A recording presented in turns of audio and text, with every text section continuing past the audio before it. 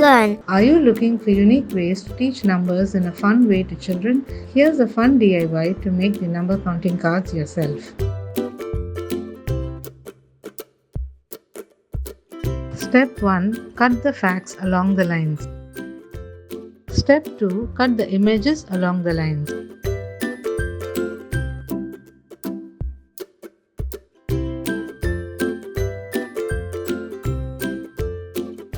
Step 3.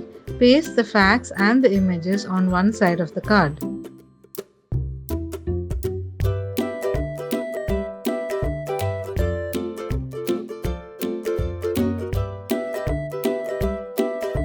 Step 4.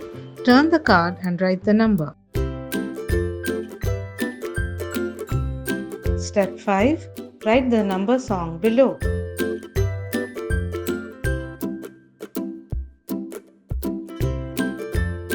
Your number counting cards are now ready. Check out the part 2 video to learn how to play different games using these cards.